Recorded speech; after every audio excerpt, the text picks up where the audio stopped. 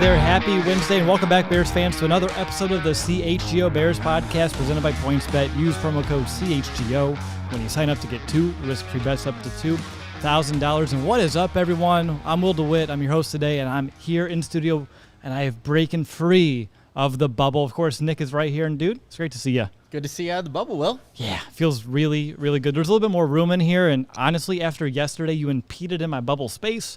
I had to just get out of here and impede your space here in studio. Hey, I don't mind that at all, and I don't think we know exactly how that happened with the double me in the bubble and me here. It was interesting, but I'm glad you're here. We're doing this live in person. It's been a little bit, but hey, and we're continuing Countdown to Camp, and it looks like people are loving it so far. People are loving our annual breakdown of Countdown to Camp. Today we have two positions to preview, running back and tight end. Everyone really enjoyed yesterday's extended episode, having our I just saw Brandon walk in. So yeah. Our CEO actually is here, but our GM Jake also got here, Jake Flanagan, and yeah, people want more Jake. Yeah.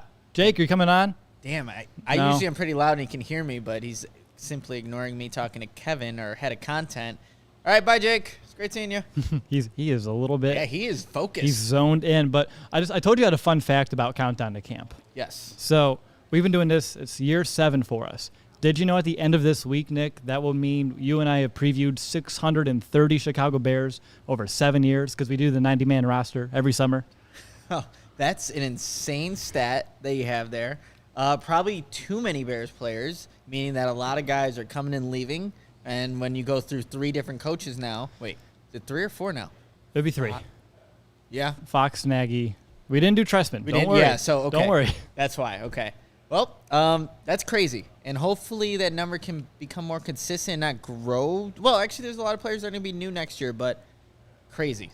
That's a lot of Bears players. It is, but we have a handful plus to get here today, and I can catch up with you all day long because it's great seeing you in person, but we do need to kind of get down to business here today, and I want to begin at running back for our preview, and let's start with Tier 1, and we'll begin our conversation with David Montgomery, and things have been pretty steady for Monty since he joined the league in 2019. He averages about 900 yards, 7 touchdowns on the ground per season. He's averaged only 16 carries per game. Thank you, Matt Nagy. And now entering a contract season, Montgomery is looking to improve on those 65 rushing yards per game average he had last year, which ranked actually 10th in the NFL running backs, showing you just how different landscape the NFL is for running backs compared to even just like 5-6 years ago when guys were averaging, well, a little bit more than 65 yards per game. And looking at him this year, he's going to be part of a scheme that asks him to be a little bit more patient, allow those holes to open up, those blockers to get those lanes available, and then do his magic in space. Nick, I just want to know, obviously we know what type of player Montgomery is. We've seen him here for a long time now, contract year. What are those expectations from Monty this season?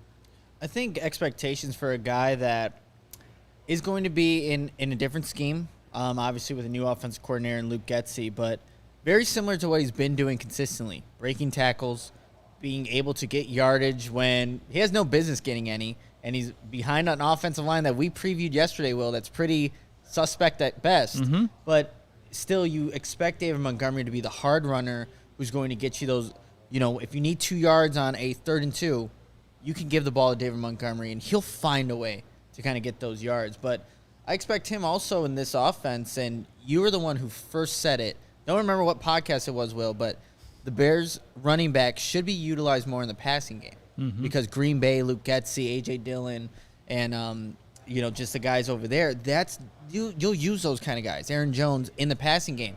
Could that be a little bit foreshadowing what you might see with the David Montgomery? So expect him to do a lot that he's already done, but maybe add a little bit more of that receiving game into this 2022 season. Yeah, he's been fine as a receiver, but also he's done what the Bears have asked him to do previously. Yeah. So in a new scheme that may ask him to do more, he has shown me nothing to give me any concern that he can't handle a bigger load as a receiver coming out of the backfield. When I look at David Montgomery, first of all, he may be looking at a slight dip in carries this year, just due to the fact that Luke Getsy, his background, they like to deploy multiple running backs. A player that we'll talk about soon, Khalil Herbert, most likely will get more this year. So that's something to kind of take into consideration. Last year in Green Bay, they split it pretty much 50-50 between Aaron Jones and A.J. Dillon. Yep. I don't know if it'll go exactly 50-50 here in Chicago with David Montgomery on this contract year when he has a lot to prove. But I don't expect it to be as skewed as it's been over the last few seasons, really since he's been here in Chicago. Outside of that, if I want to look at one area he can improve, and I already mentioned it though, patience. He has great vision. He has tremendous burst. We've seen it, the ability to fight through contact, gaining those additional yards. But in this zone scheme, you can't rush things. And I know he's had really bad offensive lines that he hasn't been able to trust. So it does make it difficult to not run around like with a sense of urgency back there. But if they can give him a little bit of room to operate, he was contacted almost like I think towards the bottom of the league in terms of like how far he can get before contacted. I don't have that stat here in front of me. I had it a few weeks ago on this show. If you're really curious, go check it out. But that's the one thing I think he should kind of work on this offseason. But outside of that, I think it's just pretty much status quo for number 32. Yeah, and I think the one thing for me, and it's something that is a little bit outside of his control because they happen at any given time, are injuries. And David Montgomery, he did play in 13 games last season. It was that Week 4 matchup against the Detroit Lions. And, Adam Hogue has always said it. Like, after that, it kind of seemed like that burst that Montgomery had in training camp, Week 1 against the Rams, where he busts off a big run really early on in that first quarter, it wasn't as consistent ever since that injury. And ever, after Week 1, his yards after contact weren't as high as it was in that first game. So if David Montgomery can put together I won't even say 17-game season. Even if it's 15, I think he's a 1,000-yard rusher last season. Because, again, he did 849 yards, 225 attempts in 13 games. Yep. Give David Montgomery 2 more games, I think he's a 1,000-yard rusher. Now, the big thing is, like, the efficiency, right? He has a 3.8 average. Gosh, it would be nice to see. And, again, blocking goes a big part of this. It's not just all in the running backs. And like Roquan Smith, who's very looked out around the league as not being, I guess, quote unquote, the best by ESPN or PFF, or whatever you want to use. David Montgomery, ESPN did their article previewing each position, not mentioned anywhere in the top 10. The guys that got any votes. So I think David Montgomery has a chip on his shoulder. He's said it before. He's looked at some of these rankings in prior seasons, and that kind of motivates him.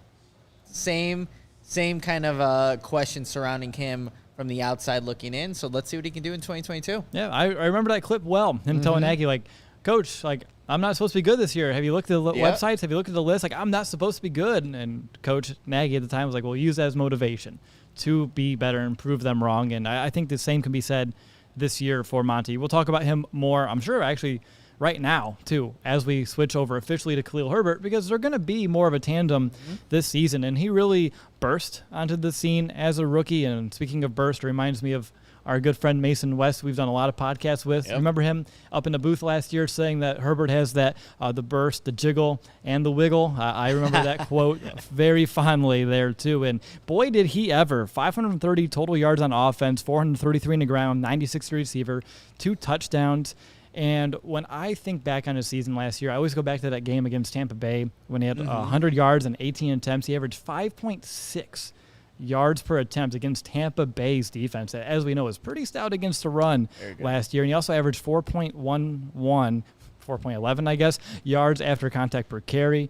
When I look at Khalil Herbert, and I know we've talked about it a few times this offseason, but I can't shake it, Nick. Is he just simply a more natural fit in this scheme? It doesn't need to take anything away from David Montgomery, but when you look at what the Bears are trying to do on paper and you're looking for your prototypical running back in this offense, does that look more like Herbert than perhaps Montgomery?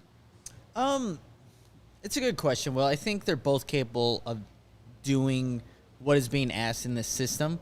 And again, you preached on, like you said, patience is the key here. And I think they're both capable of it. It's just you've seen it almost more consistently out of Khalil Herbert in the limited amount of snaps that he's had. So that's always a plus when you can see that out of a guy that's not the starter, who isn't getting the starting reps, but when he's asked to go in, the offense doesn't skip a beat in terms of what they want to do on the ground. So I think – so I guess to answer your question, I'm not going to go too far in saying Khalil Herbert's better, but they both can get the job done in terms of just reading the outside zone, watching and waiting for the blocks to happen, and then hopefully exploiting some big runs out of it. And I believe their skill sets can complement one another. I'm not trying to say they cannot, and that's what happened in Green Bay. They had two very different style running backs, Dylan the bruiser, and then you had Aaron Jones, more of the speedy, shifty running back. And I think here both are strong, capable backs. I don't know if I would call Herbert the bruiser. Would Montgomery almost be the bruiser here? Because he – yeah, and I wouldn't – characterize either one as being like the speedy guy. Like, you know how you see Aaron Jones is like distinct. He's got that speed. And A.J. Dillon, you saw what he did to that poor Kingfish mascot that's been going viral. Have you seen that? We did it on a show. Oh, that's right. We showed it. Yeah, and that was poor guy. But, yes, we see he's the bruiser. But, yeah, they're very – I think they're similar in their skill sets with Montgomery and Herbert. I want to know, when you look at Herbert last season, what do you like most about his game, and what area of it should he improve in year two to kind of demonstrate that he's growing and developing at the rate that we need in this offense to become a bigger part of it? I think the big thing that I saw was if you're trying to make an ankle tackle, or if you don't have that perfect setup in terms of like squaring up the offensive player being Herbert, there's a good chance you're not bringing him down. He's constantly moving his legs, constantly falling forward, and finding the yardage that is needed to either get a first down or whatever it may be. But that's what you like about Khalil Herbert. The one thing that I think I mentioned earlier that I want to still see him improve upon is that even though he didn't have many drops last season, or didn't even have too many opportunities, there were just a couple of key situations in games. And I go back to Green Bay where he had it was a drop in the backfield, and it was on second down. But then it put the Bears in a 3rd and 8 situation. Justin Fields the next play doesn't get sacked, but he only gains 2 yards at the punt. And then ever since that, Green Bay kind of had momentum and put together some scoring drives. But just being a consistent catcher out of the backfield, if you can do that and show that you're a capable runner, now you're a complete back. If I remember correctly, when he was targeted last year, there were only 2 incompletions when thrown his way, and both of them were drops. Yeah. So they were opportunities that he wasn't able to capitalize. Now, I think it was like 14 of 16. Yep. So I'm still kind of okay with it, but... And he can make those catches, too. Yes. They're not, like, out of his realm of possibility to make. He can definitely make them, just focus drops. That's basically what it was. Now, we talked about how the carries may be split a little bit more evenly. Perhaps it won't be exactly that 50-50, but we should see more of Herbert last year. At least I would hope so. When he was the premier back last season when Montgomery was injured in weeks 5 through 8, he was averaging 19 carries and 86 yards on the ground per game. And then Montgomery came back after week 8, and for the rest of the season, Herbert didn't see any more than 4 carries in a single game, which I thought was a huge miss by the previous regime running that offense, because he had a really capable player just kind of sitting on the bench. We'll get into some specific numbers that I have an over-under, but if you had to guess like a percentage split between Herbert and Montgomery, like how do you see that getting divvied up? It's a good question, Will, because I wonder like how the Bears will actually do it, because I'm looking at Green Bay's numbers in terms of how much they actually use, like 21 personnel, having both those running backs out there, 5%, so 53 snaps out of all of 2021. So, and it's pretty consistent throughout the league. It's not going to be a high number. You're going to see 2 running backs out there. But I still think, obviously, David Montgomery is your feature back. He should get a majority of the carries. But throughout the course of a game, I would like to see more, like on a given drive, this is your drive. You can take, whether it's Herbert or Montgomery, you take this drive, we'll run with you, and then maybe situationally down in the red zone, you could do some creative stuff with both those guys. But, yeah, percentage-wise, Will, I really don't know. I don't know how Luke Getsy's going to envision both these guys out there. Again, it doesn't usually happen both at the same time, but hopefully you just see throughout a game, hey, Montgomery, you get this drive, Herbert, you get this drive, and then you can kind of get some momentum in there if you're actually sustaining and staying on the field. But I don't know if like in and outs are going to be the best approach. Yeah, you don't need it to be like popcorn or football when you're running a guy in and out. Yep. Like, hey, you can be our played relay because they don't have headsets in youth leagues. Like, we don't want that. I like the by drive basis. I would not be opposed if Getsy just decides, like, I'm going to ride whoever's hot. That's true. Like, on a game-by-game, matchup-by-matchup basis. Like, if it isn't Monty's game, but Herbert's, slicing it up, there's no reason to force it. True, yep. And if the other, if the opposite is true a week later, same exact thing. Lean more towards Montgomery instead of Herbert. Whoever's the hottest guy, I really wouldn't mind any given week. All right, anything else on Herbert or Monty for Tier 1 before we move over to Tier 2? The only thing, I just think that regardless of who's – like the running game's going to obviously be a big factor in this Bears offense, and those two should get a good workload this season. And, again, we don't know maybe percentages-wise right now, but I would expect both those guys to get some decent work in 2022. All right, officially time to jump into our next tier of players. We have Kyrie Blasingame, technically a fullback, but yep. he has to fit somewhere, and this is the episode to do it. We have Darrington Evans, a player that the Bears got from the Titans off of a waiver claim really early in the offseason, one of Ryan Pohl's very first moves as general manager, and then the Bears' 6th-round pick in Treston Ebner, a receiving-style back as well. So we have a lot of guys with a lot of different skill sets. Well, obviously Blasingame compared to the running backs has a completely different skill set. Let's start with him real quick. I know you wrote a pretty good article on him about a month and a half, 2 months ago now. What are your expectations for Blasingame in this offense? I understand his role. If you want to kind of explain that to our listeners, feel free, but he's not going to get a lot of touches from what I can tell. He's not going to see the football a ton. Primarily, he's there to pave the way for these running backs. Do you think he can be effective? I think he can be. I know that, back in Tennessee, he did end up getting replaced, and it's been some time since he actually played some meaningful snaps. But I think just the emphasis on the run game is going to be huge here in Chicago this season. And Tony brings up a good point. I think Blasingame, and again, he's not going to get a large majority of targets or anything like that, but he's shown some things in OTAs that he can move and create some, just run some pretty efficient routes. So maybe that's just not an X factor, but just another little weapon that you can use out of the backfield. Yeah, it's not a lot. 32 career games, only has 13 touches, 10 of which were catches coming out of the backfield. So again, he's your fullback. If the defense is taking away Darnell Mooney, the other receivers, Cole Kmet, who we'll talk about later in this episode, as well as your running back, you just dump it off to, Kyrie and let him eat some open space. Like, you just find the grass and go get it. He does average almost 8 yards per touch in his career, though. Again, only a small number, but that's still very impactful touches when they do happen. Absolutely. Yeah, like the fullback, it shouldn't be somebody that is, I guess, really featured in your, offense unless he's Kyle Juszczyk, right, from the 49ers. Like, that's a guy that on any given play can get the ball, but I think Kahari Blasingame can find a role in this Bears offense. All right. I know we talked about it a week ago, too, about when he was in Tennessee last year, he got injured, and then they found an undrafted free agent fullback last year that stepped in and kind of did a little better, and that's why the Titans let Blasingame walk.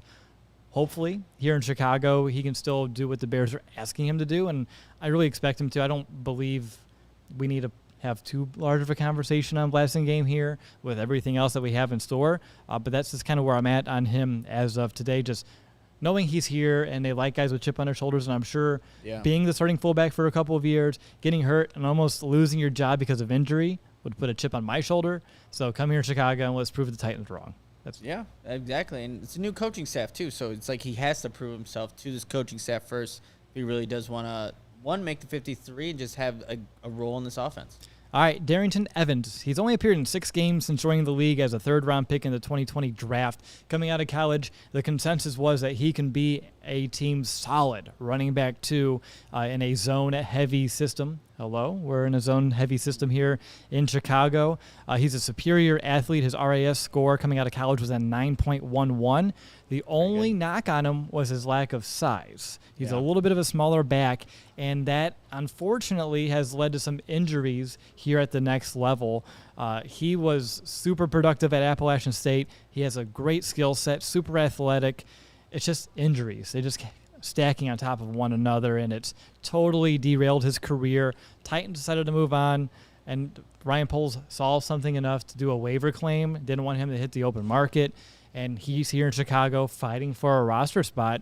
I just want to know I know we'll talk about Ebner here in a minute, and maybe it's a good idea to bring both of them into the same conversation because they could both be fighting for that RB3 role, but what do you like of, Darrington Evans, if anything? Because, again, only 6 games, a handful of touches. It's really hard to see a lot of substance of him being an effective player at this level.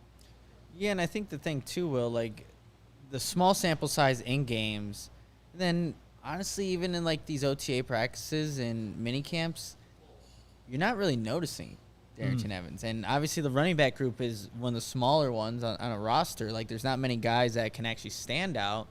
So maybe it's his time to actually make an appearance, quote unquote, in training camp. But you're hoping, or the Bears are probably hoping, that he can be someone with that speed, that ability to move in space. That, again, not like a Kahari blasting game, but out of the backfield, you could throw a swing pass that way, maybe make a few people miss, and then you can get some yardage. But I think it's the other guy that, obviously, that we mentioned, the draft pick, Treston Ebner, that's where the competition's at. Yeah. Because when you look at his skill set, and if that's what they're asking for out of that third running back, it's leaning toward Treston Ebner to almost be, not going to say the front runner. He's got to prove himself first, but he's made a couple plays here in mini camps already. So if you're looking for the pass catcher, well, Treston Ebner definitely has that skill set. Ebner does. He's not the same athlete that Evans is. Evans ran a 4.41 coming out of college, which would make him the fastest running back on this roster. Yep. I know Nomad was mentioning his explosiveness. It was super evident in college. It just, damn, injuries really suck for players like him. And you mentioned Ebner and making plays in OTAs. If he does the same in training camp and in preseason, Ryan Poles would be very apprehensive of trying to stash him on the practice squad because, A, he can be claimed from it, and B, he could actually be poached while you cut him to bring him back on the squad. The other teams could pick him up. Yep. And Ryan Poles, as his first year as GM here, does not want a promising draft pick of his to go somewhere else because he tried to be a little too cute and hide him on the practice squad. So if Ebner makes a ton of noise in camp and preseason, it's going to be hard for them to even try to sneak Evans on in his place because, again, Poles is not going to let him go. And when you look at Ebner, did you know he finished second all-time in Baylor history with 4,542 all-purpose yards? It doesn't surprise me given his skill set, but now I know number. I wonder who's first on that list. Yeah, I'm trying to think of Baylor guys, but none's coming up. Maybe if you have it in the comments, you can definitely drop it in there. But yeah, Treston Evans, he just does so much for you. So it's not a big surprise that, he's able to get that much yardage. And another fun fact, because you know me, I love throwing out fun facts. Of course. In the PFF era, his receiving grade for college as a running back inside the Big 12 was the second highest grade they've ever recorded for someone's career. The only back he's trailed because he ain't playing college anymore, is Joe Mixon. It was the only one who's a very good running back and has been able to be a very effective receiver in the NFL out of the backfield. And so if that is the blueprint, I'm not complaining. I don't think most Bears fans will complain if that's a blueprint there, Will. But, yeah, he's in, just contention with a lot of guys back in college. If he can bring that skill set and it translates to the Bears, and you're not going to see many opportunities, I think, even, just given the two guys ahead of him.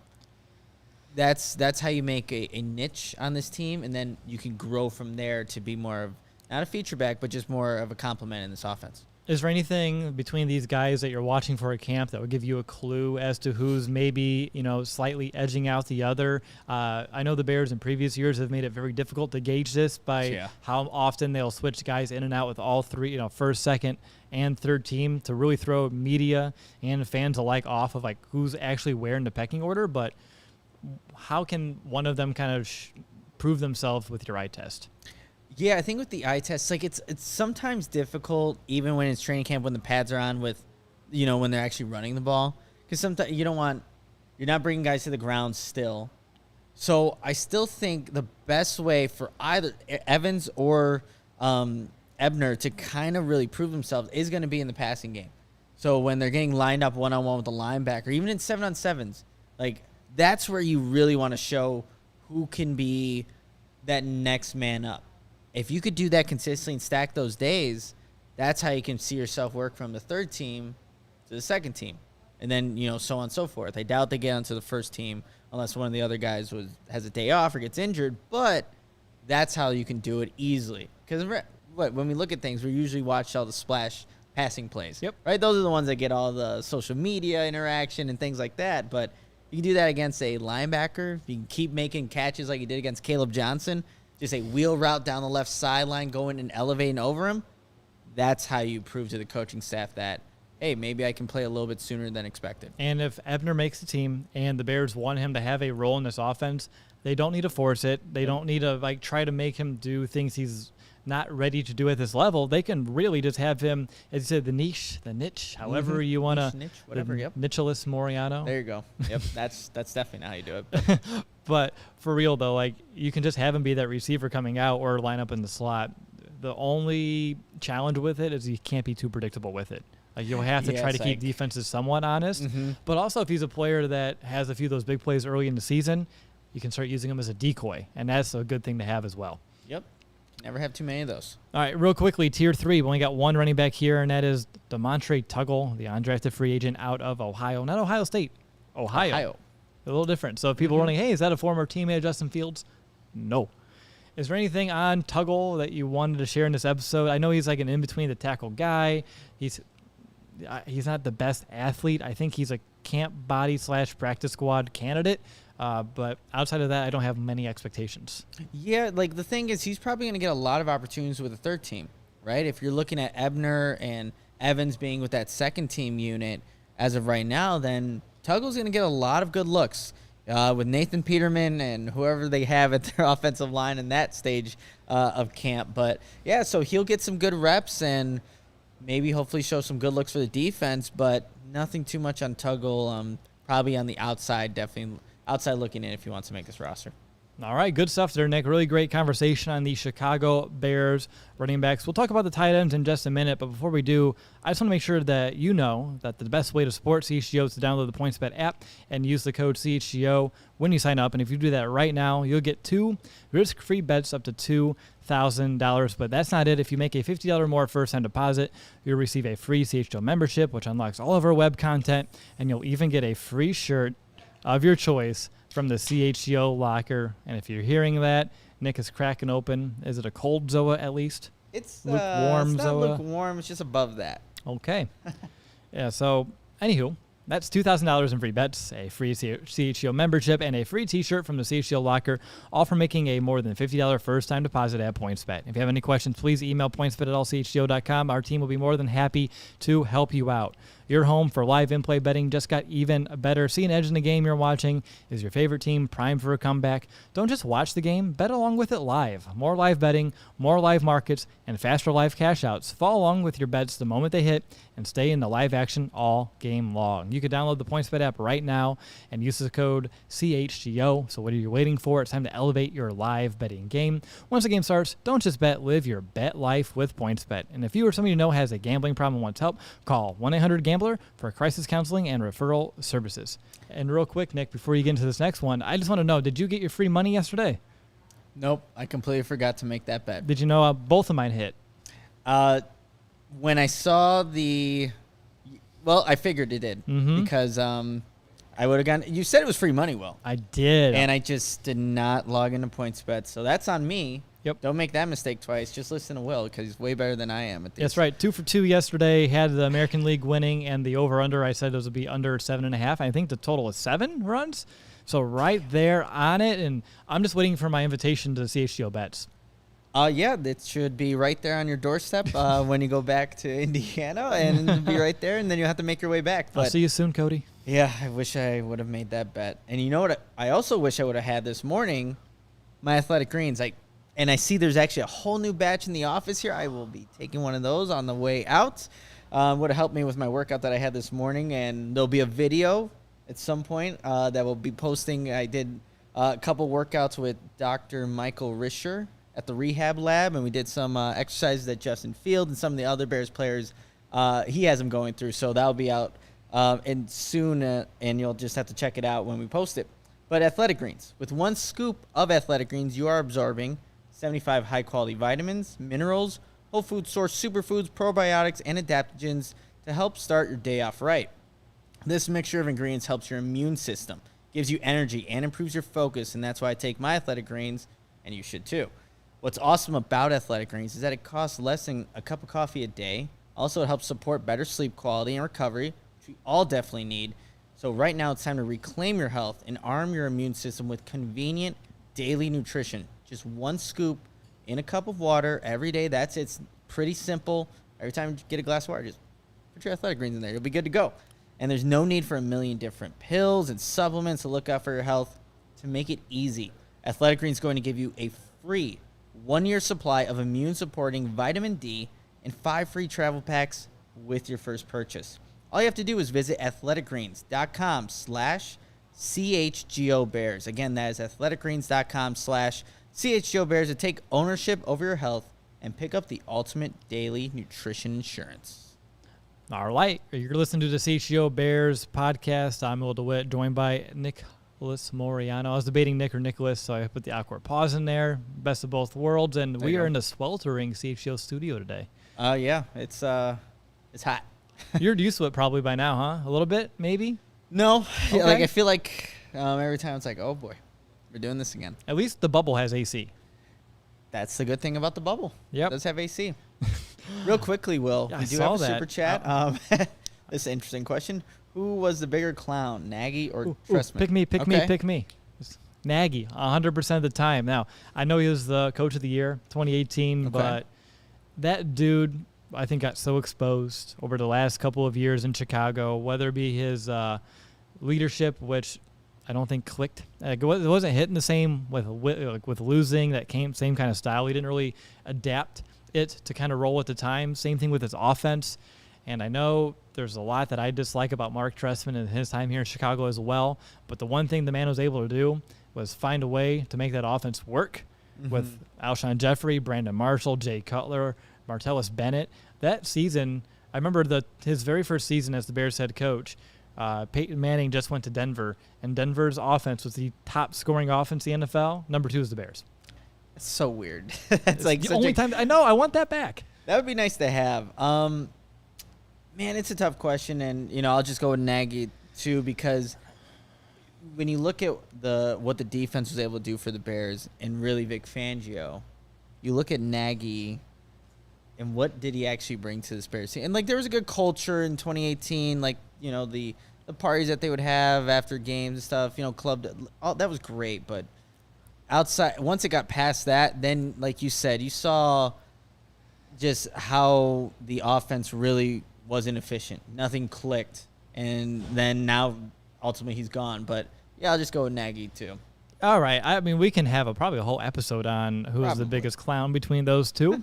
But I appreciate the super chat. We have some tight ends that we need to preview here before camp starts next week. Can't wait for that, by the way. It's getting so close. I can almost taste it. But let's begin with Tier 1, and we'll start with Cole Kmet, who, by the way, he put very similar numbers in year 2 that Greg Olsen did in his 3rd season as a Bear. Both had 60 catches for 612 yards. I don't know how that works out, but they did. And it took him at 15 less targets to do that. The big difference, though, is Greg Olsen had 8 touchdowns that season. Wow. It's a lot. And obviously getting to the end zone matters. It can quickly change your perception of any player. And it's really, for Cole Kmet, at least for me, it's put up or shut up time for him in terms of he needs to find a way to produce points this season in this new offense. And he led the team in red zone targets last year with 13. He had 7 catches inside the 20, but no scores. Jimmy Graham, for reference, had 5 catches and 4 touchdowns in the 20, so highly more efficient in getting some points when he's actually being targeted in the red zone. What areas of improvement outside of scoring are on your list for Cole Kmet this season? I think the big thing, too, when you look at some of those red zone targets, yes, there was a timing issue between him and the quarterback, but it's also body control. And one of the big things in these OTAs minicamp that Matt Eberflus was talking about, what he wanted to see, was body control. So if you can get a 6'6", 250-plus pound target to be able to contort his body at the exact time he needs to when the ball is thrown, your range becomes so much more wider. So that's what I want to see just Cole Kmet be a better at. So whenever the ball is thrown, whether he needs to go low to the ground, there was one in Green Bay. It was the primetime game in Green Bay where it was a low ball, Cole Kmet could have, and he referenced it in a press conference, he should have caught it, and he didn't. So I want to be able to see him be able to maneuver and adjust to wherever the ball is thrown because he is a big target. And so outside of, like, obviously red zone production, those touchdowns, that would be the big thing for me. Just being a guy that you can consistently throw to, regardless if the ball's not placed perfectly, because there's going to be some tight windows, but he can go up and make the catch. So if he could show that to me this season, that is definitely a mark for improvement. I see a comment from Chris Raines. It says, Graham got all the tight end red zone targets. He did not. Go to NFLsavant.com, and I'll let you know that Kmet had 13. Graham only had 5, but Graham also had 4 touchdowns. Kmet needs to be able to capitalize on those, and 2 in 2 seasons, it's just not enough. But under Luke Getsy, I think there's hope. Look what Robert Tonyan was able to do in Green Bay. Even when he went down with injury, 2 other tight ends were able to step up in his place. And although it took 2 tight ends to equal Tonyan's production, I just feel like he can find a way to get Cole Kmet involved in this offense and being a factor within it as well. He was 11th most last year in the NFL in terms of targets. He finished 17th in receptions and 16 in yards. So for me, when I see that, when you're just on the cusp of a top 10 in terms of like targets for a tight end, but you're almost near 20 for your production, it just shows like how much you're leaving on the table. And I need to see him, like, I want to see those targets, receptions, and yards all kind of add up to like the same caliber of player. There were times last year where he left some plays on the field, I thought, that he could have broke some tackles, gained some additional yards, make someone miss. So we'll see. But those are just some areas of his game that I'm hoping he can kind of take that next level in year 3. And a third year for tight ends in this league is a big one. It is a big one. And, like, when I think back to just last year, some of the games from Cole Kmet, Pittsburgh stands out for a game that was, you know, in favor of what Kmet could do. He's running down the seam, catching balls over the middle of the field. That's what you want to see. Then, again, I referenced the play in Green Bay. He's talked about Kmet about against Fred Warner and the 49ers, that play where it's almost like a back shoulder. The timing wasn't there, so he wasn't able to make that one. But then there's like the play against Arizona where Kmet's going down a seam. He has to go low for a ball. He doesn't catch it cleanly, and it pops right back up into the air, gets intercepted. Mm-hmm. It's like when I'm talking about, and like I see Chris also here, Kmet is an athlete and was a great receiving tight end in college. I agree with that. But some of those more difficult catches, I want him to see if he can become more consistent with that. Because if he can, then you're really utilizing all the great attributes that Cole Kmet does possess. And hopefully that leads to more touchdowns. Because that's the biggest thing. Well, if he can get more, he can get 4 touchdowns, whatever. Oh, I put 5. 5? Hey, that would be even better. But if he could show that, man, now you're feeling really good about Cole Kmet and where he's going. The whole conversation changes. It does, yeah. Well, not 1 touchdown, but even if he has 2, it's like a little different. He's tied his rookie season, but had 0. I wouldn't be satisfied with 2. Yeah, not this year. No, not this year. I think we'll probably get to it towards the end of the show. But you know, I got something up my sleeve. Yep. All right, that was tier 1. Yeah, that was it. That was it. Cole Kmet, and moving over to tier 2, we got a couple of veterans that I'm okay with. Like, I'm happy that they're here in Chicago. We have Ryan Griffin entering year 10. He's a 32-year-old. He had a hot end of the season last year with 17 catches, 190 yards in the final 7 games. Then you have James O'Shaughnessy, who spent the last 5 seasons with the Jaguars. I'm very sorry to hear that. He was drafted to the Chiefs in 2015. Ryan Poles is there. They had Travis Kelce, though, after a few years, so then they were able to kind of, let James go, and unfortunately he landed in Jacksonville. A lot of quarterback turnover over there, but last season he only played in 7 games due to injuries.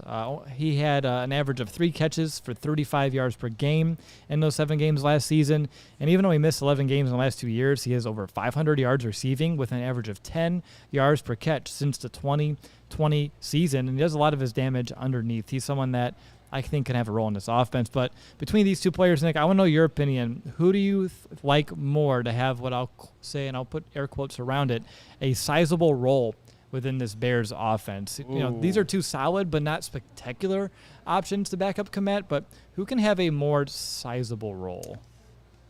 Good question there, Will. I'll be like a cop-out answer, whichever one can block better and show that first off in training camp. Because I think that's where when you look at these two guys, obviously free agent acquisitions, 1-year deals, and older, having some experience, it's whichever guy can actually show he can be a consistent blocker when they do put 2 tight ends out on the field, which I think is going to happen more often in this Bears offense. And then you'll have those play action type of plays, but whichever one can be the more reliable blocker will then be the guy that is out there more. And then the other tight end, probably both of them will be on special teams. They're going to both be special teams contributors either way, but that is going to be my answer to you, Will, which, I mean, leaves it up in the air to either one of the guys. It does. So ambiguous. Ambiguous Nick. is a good word, yes. Thank you. My gut leans towards James. He's a little younger. Over the last few seasons, he's been more productive. The only issue has been those injuries the last 2 seasons. If he's healthy, I expect him to be more of that tight end too, although like Herbert and Montgomery earlier, like it's going to be split in some degree because Griffin can hold his own as well. He's only 2 seasons ago. He was a top 5 tight end in the red zone in the entire league. He had 6 red zone touchdowns on 7 targets. Very much a big factor down there, and I would not be opposed to having multiple tight ends that can be, big targets for Justin Fields in that condensed area of the field. But right now, I would lead him towards James O'Shaughnessy. We'll see exactly how it all pans out, but between the two, I don't know. How do you feel about them though? Like combined, are you okay? Like I said, I'm okay, and they're solid veterans that can hold over until they find another young player. It's hard. Like I don't know how many rosters you can actually look at and go, here's a young guy behind another really young tight end. Like you have to have some sort of a mix. No, you do, and that's the thing too. Like before we jump the gun and say what we think about the Bears tight ends, like how many teams like after Travis Kelce or after George Kittle. Who's Kelsey's backup? See, exact. Yeah. I don't know. What I'm thinking, like Miami Dolphins, they have Gesicki, and do they still have Adam Shaheen? I don't know. Well, the only reason we know is because of Adam Shaheen. If Shaheen wasn't here, you would not know who he is. Absolutely not. You're yep, correct. But that's the thing too. Like tight ends, I don't think it's a very stacked room. Right. So it's all right to not have the top end talent or throughout the entirety of the position group. Now, tomorrow we talk about wide receivers. I know we're talking about tight ends. However, did you see the weird idea floated around this week? Did it involve N'Keal Harry being a tight end or something? Being a little leaner you move kind of tight end guy? God. No? No. Not buying it. I don't think that's what the move is for N'Keal Harry to continue his career. Again, a change of scenery can be good for a lot of players, especially he's got obviously he has talent being a former first-round draft pick, number 32 overall. But, I would throw that notion out of the way. All right, let's move over to Tier 3, Chase Allen, the UDFA out of Iowa State. Then you have Jake Tongues? I don't think it's Tongues. I'm going to go Tongues. I don't know. I think that sounds about right. I should have looked that one up. It shouldn't even be that difficult of a name to pronounce. Then we have Ryson John. He's a second-year player out of Simon Fraser. For me, it's easily Chase Allen, the guy that I'm looking to here. I mentioned to you and Adam, like, his redshirt season. He got hit by the car by the practice facility. Had, how many stitches? 103 stitches that year? Yeah, like a ton. But when I talked to our old pal, Nick Austin, who used to podcast Bears with, back in the good old days, he mentioned, because he covers the Cyclones now for football, just how well-received Chase Allen was in that program. One of, the best leaders on this team, someone that was a focal point and a spearheaded person that kind of helped drive what he's calling, a turnaround within that program. So Chase Allen, who has, that high character, he's known to being a really good blocker. That's his path to potentially make this team. It is, and he is somebody that you just notice out there on the practice field. Maybe it's the long hair coming out of the helmet, but you do notice Chase Allen out there. I'm curious to see when he does get his opportunities, probably with the third team, how he's able to do in training camp. But that's the guy too that I identify with, actually someone maybe making the most out of this opportunity here. But Will, you said turning around that Iowa State program. I'm trying to think. Since I've been watching Iowa State, I don't think they've ever beat the Hawkeyes in football, so it couldn't have. I figured you would throw that out there if that was the case. But he's a big guy too, 6'6", 251. I like the size as well. Nomad says he's extra flat-footed. Yeah, he's not the best athlete. That's something that's definitely an opportunity of him to keep working on, although at this rate of his life, like, it's only going to get so much better. But that's it for me in Tier 3, unless you have any fun facts about the other two guys on this list, but I'm pretty much out. No, like, it obviously with this tight end group, the focal point, and moving forward this entire season is Cole Kmet. Tier 1, the one guy that was there, what can he do to take the next step to show you why he was worth going and getting him as your first pick 3 years ago? Now this is going to be his opportunity to really make the most of it. All right, well, soon we're going to do some season predictions. We're also going to guess who makes the team at both positions. But first, Nick, I know you have a message for our listeners that I'm just dying to hear. Yeah, Chicago sports fans, your home for the best Chicago sports coverage is partnering with a leader in sports merchandise and collectibles. Ooh, who could this be? CHGO has teamed up with FOCO to secure your access to the best collectibles and gear around. Whether it's Bears, Cubs, White Sox, Blackhawks, Bulls, FOCO will have something for you, your kid, a friend, a loved one, everybody. Just go to FOCO. They have it for literally everyone.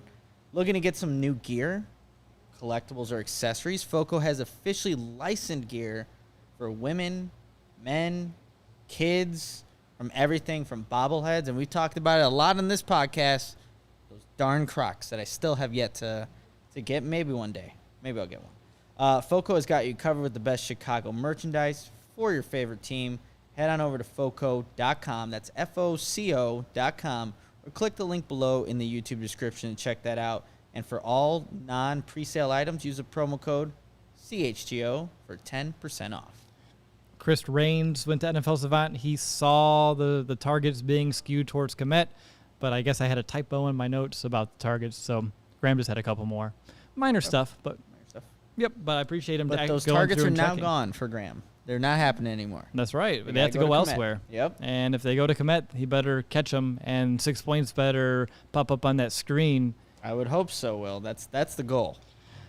All right, Nick. Starting with running backs, I want to know who makes the team. If you're looking for historical context from both Eberflus as well as Luke Getsy, because I think it's just fair to do both, because there's going to be input all the way around how this roster is going to be created. Honestly, the Chiefs would have been a good one to throw in too, but Colts kept 3 last year. Packers kept 4. The wrong way around. 3 in Green Bay, 4 in Indianapolis. Son of a gun. No, it's all right. I mean, there's a lot of, you got to look at all these different teams where all these coaches are coming from and their influence that they can have on this Bears roster. But my gut feeling is that on the 53, the Bears are going with 3. I'm going with David Montgomery, Khalil Herbert, and Kahari Blasingame. Interesting. If we're going with 3, and you know what? See, Kahari Blasingame could be a guy that can maybe be inactive for a week. Like, depending on the matchup they like? See, that's the thing, too. And let's say you want more out of your pass, then maybe a Tresson Ebner. So that's kind of how I was viewing it, but maybe week 1, 49, it's going to be a battle between rushing attacks. Yep. I could see Kahari Blasingame getting the nod to start. Okay. I mean, you mentioned Ebner. If they keep 4, I mean, that's 4. Yeah. If they keep 3, I mean, is there a chance that the Bears just decide, like, on the fullback? They could. I think it's going to be really with the fullback. It's like a matchup by matchup basis. Honestly, it's like you don't need him, but for this game, would he help you? Would he benefit you to have him on the field? So, yeah, he's going to be in and out of the lineup. I feel like that's a good way. Like, I mean, I wouldn't mind the flexibility, catering to your opponent in terms of like finding ways to beat them, exploit them. I mean, we haven't seen that here in Chicago in a long time, so it would be welcomed for me. All right, moving over to tight end. I want to know who makes the team. This is one where the Colts kept 3, Packers kept 4. They inversed themselves on me. But I have the Bears going with 3 to start the season: Kmet, Griffin, James O'Shaughnessy, and then Chase Allen is on the practice squad. And if Ryan Griffin or as well as O'Shaughnessy have injuries yet again, I mean, Allen's easily the next man up. Yeah, no, I have the same exact for my tight ends. We'll be like the next Jesper Horsted there. Like someone who's like makes his way through the preseason, is showing you what he can do. Is it that Chase Allen type of guy, or is it, I mean, maybe there is no. Does he have the locks? He does have, yeah. Chase Allen does. So I don't know if that's what you need to, be that next Jesper Horsted, but maybe he's not on this roster. Maybe not at this point. But we'll see.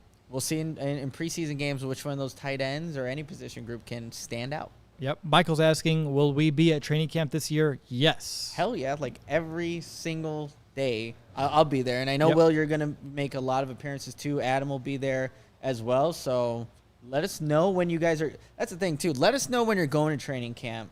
And maybe at some point we can meet up. Oh, yeah. Find us on the bleachers. Are they going to put us on bleachers again? Do we know? I'd like to roam. They put the media in one spot. I'm like, I never like being there. I like going everywhere else but that. So.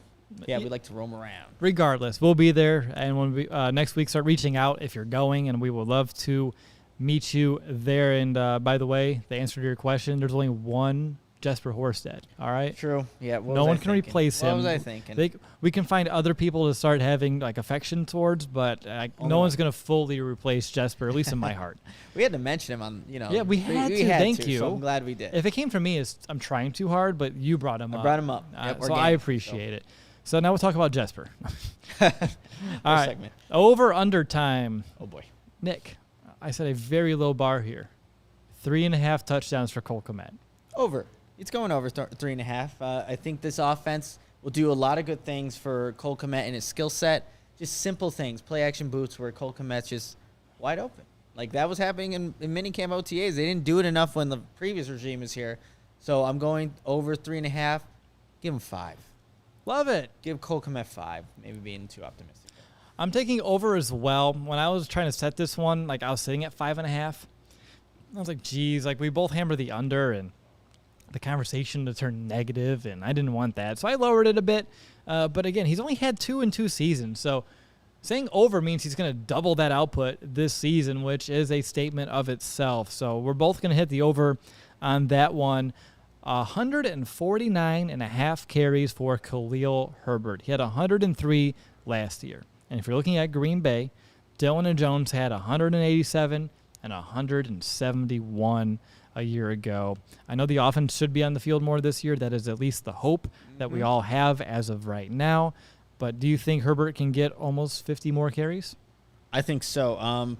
Just the one point you mentioned there, Will. The offense should be on the field more. It's not going to be, hopefully, as consistent 3 and outs or where the defense is out there for a majority of the game. So just doing that, but I think the Bears are going to, look, there's going to be a huge emphasis to run the ball, but also, like, however they divvy it up, we were saying maybe it's drive by drive, whoever's hot, you will see more carries that way. I could see Khalil Herbert getting about 150, 155 in terms of the attempts this season. He deserves it. Yes, he does. I think he deserves it. 100%. That's why I'm hitting the over as well. I'm excited. He averaged over 4 yards a carry last year. If the offensive line can do a little bit of a better job with his patience and that vision with the little burst, wiggle, and jiggle, there's no reason why he shouldn't be able to carry the rock at least 150 times next season. All right, next one's back to Cole Kmet. 749.5 receiving yards for Kmet. He had 612 last year. Can he get to 750? Look, he had 612 last year in that offense. In that offense that was broken. And the Bears are going to need guys to just step up and be reliable pass catchers. There's no reason why you shouldn't be able to do it, Will, to be completely honest. I think that's not too crazy of a number. Man, I'm going over. But what was the number at again? 749.5. 750. Right there. Squeak. Right on Right it. I'm taking the under. I think the Bears could utilize some of those veteran tight ends as well that may eat some of the yards that Cole Kmet has. And his yardage was, again, it was top 20. But if he has 600 yards or 650, heck, if he just finished at 700 with 5 touchdowns, people will feel way better about that than if he went for 750 and 2 touchdowns. Yeah, that's true. All right, last over-under, 13.5 rushing touchdowns for all running backs and a fullback. Just no quarterback or wide receiver counts in this one. They had 11 last year as a positional grouping. Can they get to 14? I think Justin Fields is going to be more of a factor in, like, rushing. That could take away some opportunities. I'll go under on that mark. And not to say that obviously they're regressing in any way, but I'll go under. I'll set it at 10.5. Okay. I think Monty can get 9 or more, and Herbert can get 5, which gets me to 14. Like, if I have to figure out how to get there. Yeah. You throw in blasting game one right up the middle. No one ever see it coming because he doesn't get many handoffs. But no, I'm going to take the over on that one. All right, true or false, Nick? David Montgomery sees a slightly smaller role due to the backs by committee approach, but he also posts over 1,300 scrimmage yards and 10 touchdowns. Well, given what I just said about the over and I was under, going to say, it kind of puts me in. I did say scrimmage yards. You did say, and I did say total touchdowns, not 10 rushing touchdowns. Okay, total. I'll say that's true. He's capable of that, and I think this Green Bay offense, you're going to see more of an emphasis out of him to be a part of the passing game. All right, I'm taking true as well. If he stays healthy, there's no reason why he shouldn't have reached those heights, even if Khalil Herbert has a slightly larger role. Monty should have plenty on his plate to accomplish what I just set out right there. All right, true or false, Cole Kmet, Ryan Griffin, James O'Shaughnessy each catch at least 1 touchdown this season. False. Not happening. Not happening? Not with the other guys. I'm just not too confident in those guys. All right. I'm also with false. I think 2 of them can, but although it's only 1 touchdown for the other 2 guys, I'll say true. Okay. Ryan Griffin can catch 1. James can get on the field. All 2 of them are red zone threats. Cole Kmet needs to prove he's a red zone threat. I almost said he was.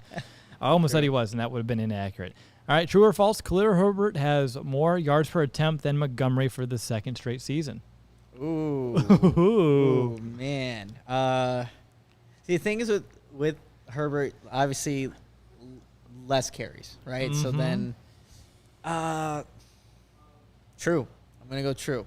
Again, he's obviously not gonna have as many carries as David Montgomery, but he's just been efficient with the things he's gotten. So I'll go true there.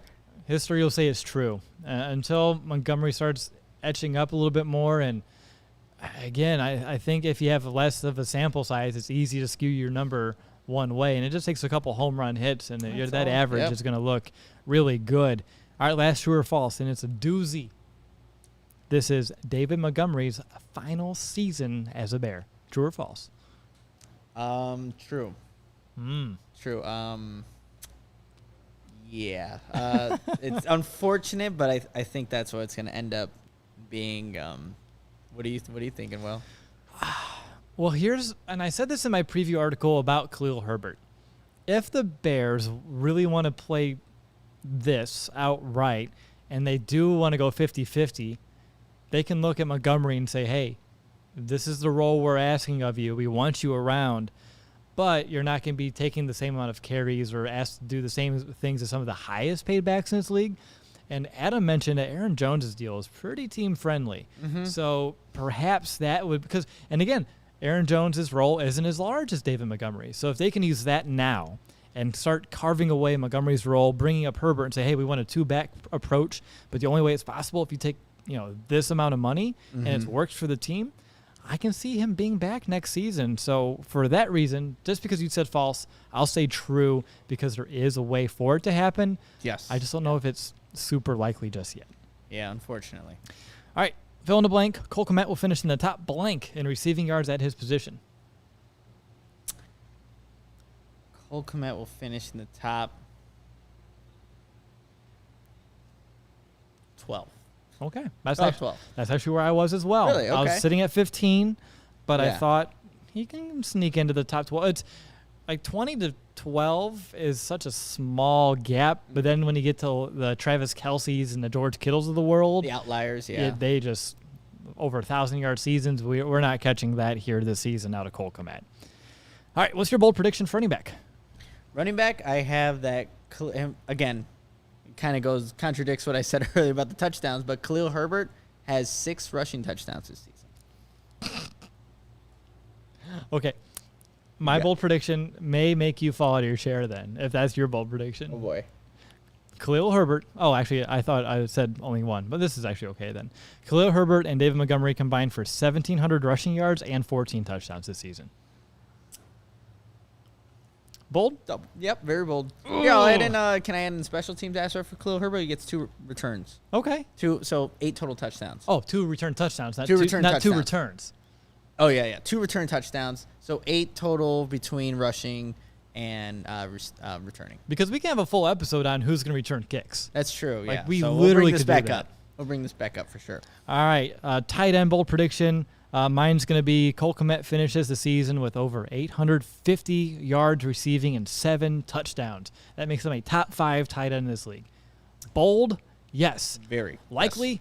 hell no. All right, my bold prediction is very game-specific. Week 1, they play the 49ers again. That same situation where that Fred Warner back shoulder fade, back shoulder in the end zone, Cole Kmet nails that play, gets a touchdown, his first one in 2 seasons, and also in that game, he's a leading receiver. All right. So week 1, it's a coming out party for Cole Kmet. Cool. Remember to copy and paste that when we do the week 1 preview. Yes. Yep. Awesome. Let's do our confidence meters and wrap up this show. So for running back, I'm sitting at a 9. You're at an 8.5 here on the screen. Oh, look at our tight ends. Our tight ends, man. And we did these independently. Yep. You want to say what those are? Yeah, for people who are just listening to the podcast, for our confidence in our tight ends, I'm at a 6.4. Will's at a 6.5. Right?